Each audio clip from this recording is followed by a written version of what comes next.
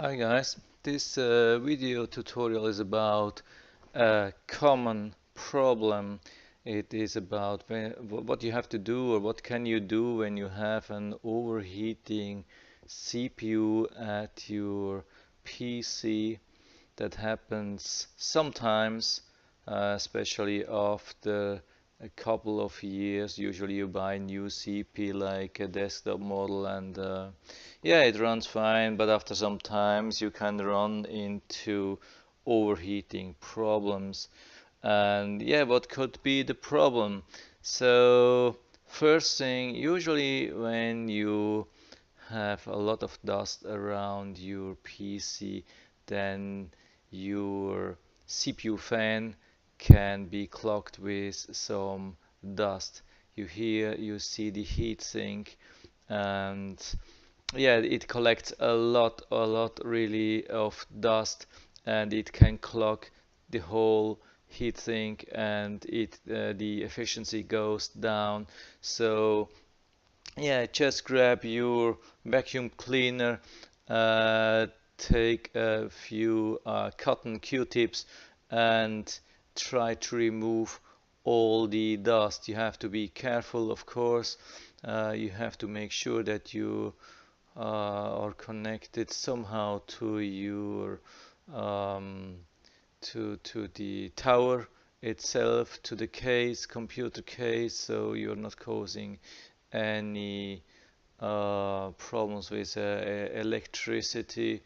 And yeah, you have to just be careful not to damage anything. These fan things are really sensitive, so you have to be careful, but you can do that if you're really careful. So this is from on the knees, you see.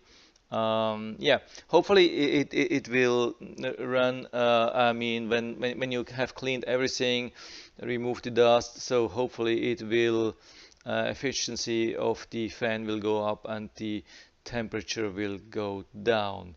What if it's not working? So the thing is, this even when the cooler, this is the standard Intel CPU cooler. When the cooler itself works great, so the heatsink has cool temperature, but the CPU still has hot temperature. This might be a problem when this part, this center part, is not really properly connected to the CPU anymore. And yeah, I'm a little bit at the wrong picture. Let's find the right picture. Yeah, here you see what it's needed to connect the heatsink of the cooler to the CPU. You need something like this thermal paste. Yeah, it has to be applied manually, so it looks a little bit messy sometimes. It can look like this. This is not so good. So here is how you can apply. Here you see one of these things where how you can buy the thermal paste. There are different kind of thermal paste. This is yeah, you have the silver thing, and you have the other thing, and the silver with the silver paste thing. As far as I know, this is a little bit better working, but you have to be careful that you don't touch or you don't apply with these paste to other areas, otherwise you can kill your PC because it's electrically conducting. So that's the whole thing. So yeah, when we go back, yeah, what you need, of course, what you need, you have to remove the whole thing. Let's go back to here. We were here. So yeah, of course, to access this part on the knees, um, so you have to remove the fan. The thing is that the thermal paste is maybe after a couple of years it dries out because of the heat, and then it's not conducting the temperature, I mean the heat anymore. It can't absorb the heat anymore, and so you have to replace thermal paste. So how can you do that? Here you have the thing how it looks without the fan with the holes. Um, yeah, let's go back to the fan. Usually, I mean, the standard fan looks like this. It has 4 screws. It needs a large screwdriver, and you have to rotate these 4 plastic screws anti-clockwise to open that. So, yeah, just 90 degrees. And then it's a little bit, yeah, not so tight anymore. And then you can pull it out. Just pull it out. Yeah, you have to be a little bit careful, but of course you have to be tough. It needs a lot of power. I mean, yeah, at the beginning you might think you can break the motherboard, but the motherboards are pretty stable. So yeah, as long as this thing or these 4 screws are turned 90 degrees counterclockwise, like here you see the position as it should be when you pull it up. Now you can pull it out. Okay, so even when it needs a little bit of a strong pull, just keep pulling and yeah, get these things out. So now it is how it looks. You see the CPU underneath, and yeah, this is about it. This is to how to put it back. Yeah, what then you have to do when you have access to the CPU, you have to clean away the old thermal paste. Yeah, it's not so easy. It needs also 2 things. It needs like a cloth or some like a towel or something like that, and something to remove. Like some people are using some alcohol. I've been told the ethyl alcohol from these hand sanitizers work pretty well. So this is the most common thing, the Perel hand sanitizer. I did it several times and it worked always pretty well. So you see, just take some tissue or whatever you have and put some of these hand sanitizer on it and start rubbing and move all the stuff away. But just be careful not to touch anything and else than the surface of the CPU. And of course, you have to clean as well the bottom of the heatsink of the cooler fan. So here you see some how it might look, some remainders of old cooling thermal paste.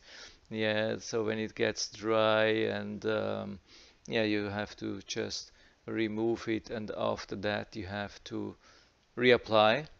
You take it out from here, put something on the CPU, probably not so much as here, and definitely not so like here. This is definitely too much. You see it's flowing on the yeah, on the board itself, and this will kill everything. So some people are using like a line, some people making a cross, but make sure that most of it is in the center and not so much in the corners.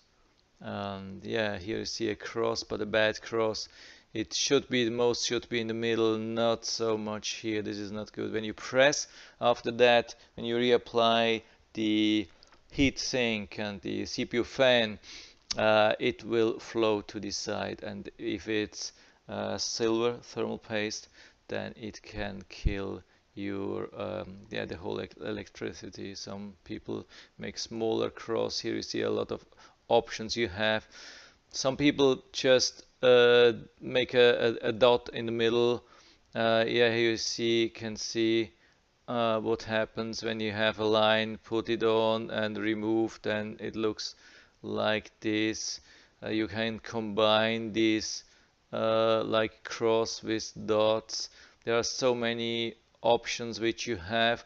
I usually apply a big dot in the middle, and then I start yeah, like I apply, I spread everything out manually with the tube I have, and so I see how much it is at the end, and at the end it looks somehow like this, and then I only apply the heat sink. But you can do it like this and then put it on, so usually it will be okay. Here another side which says what is good, what is bad. I'm not so, yeah, I don't say this is bad or only this is good.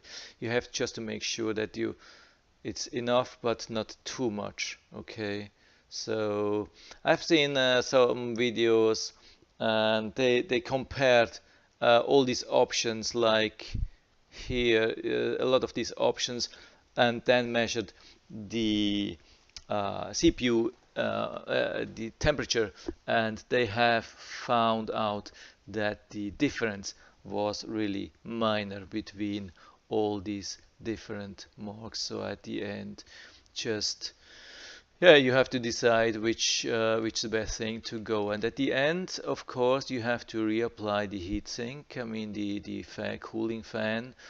Here you see the most important thing. It comes now.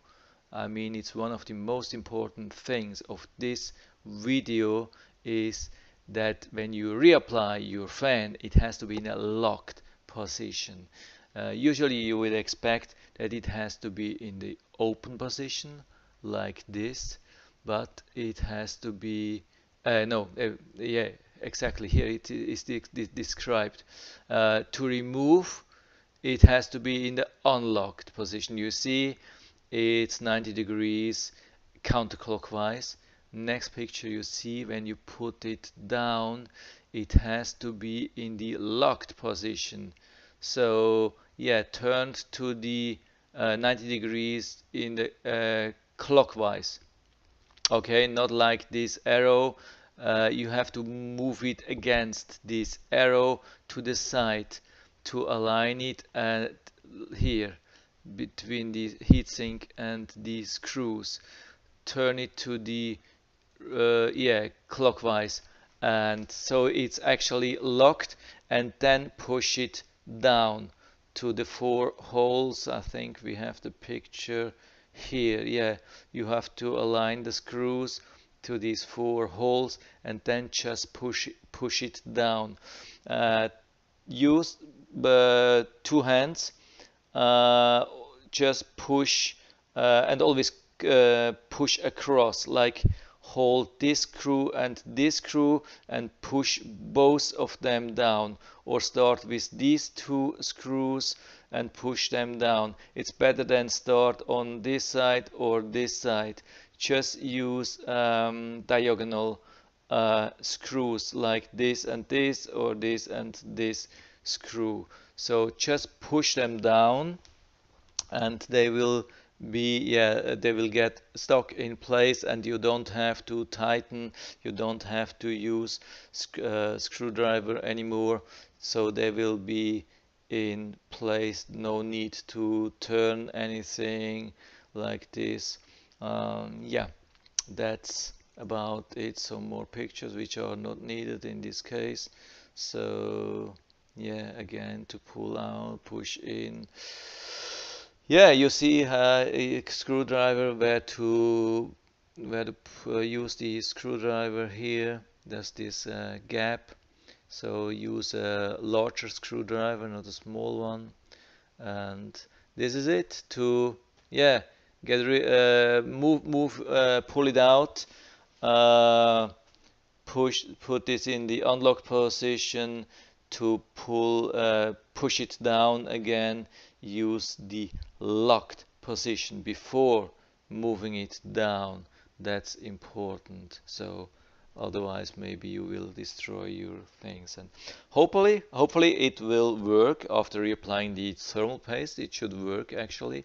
If it doesn't work, if it doesn't cool down your CPU, you might have a bigger problem. I've seen this in some cases when the CPU temperature was too hot for too long time, so somehow the CPU was, I think it was damaged, unrecoverable. I mean, yeah, just some long-term damage which you can't fix with thermal paste or bigger or larger heat thing. I mean, you can replace this original Intel CPU fan with a bigger one. You can buy one with 2 or 4 or 6 or 8 heat pipes. You can spend a couple of $100. Maybe it will help a little bit, but finally, probably after reapplying, cleaning the whole thing and reapplying thermal paste, if it doesn't improve, probably you will have to replace your CPU. And then the question is, will you replace just the CPU or buy a complete new thing? I mean, yeah, maybe it's 3 or 4 or 5 or 6 years till you since you have bought the last PC, and then you need, yeah, maybe it's time to buy a more advanced CPU, but probably then you can't push it back on the same motherboard because it needs a new socket. Then you have to replace the motherboard as well, and yeah, some other things. Maybe it's then a good time to replace power unit and other stuff. So yeah, yeah, that happens. It's life. Uh, you can't just buy a PC and it works forever. That's it. So yeah, that's it for now. Yeah, if you have any questions, I hope I will able to help you when you write down at the feedback section some questions. Usually I'm responding within a couple of hours. I'm not a pro, but I have done a lot of these jobs. Maybe I will be able to help. Of course, yeah, I almost forgot one of the important things. Of course, you have the cable here which you have to pull out of the motherboard. Usually you don't have to press anything, just pull at the thing here. Yeah, not at the cable itself, but at the plug itself. They are rather small. Maybe you can use uh, a small tool or something like that. But usually it should work with your hands if you shake a little bit, and then you can pull it out at the plug. But yeah, as I told you, not at the cable, otherwise you can break the whole thing. So yeah, I hope I was able to help you a little bit with that. If you liked the video, give me a thumbs up, subscribe my channel. Thanks for watching. See you next time.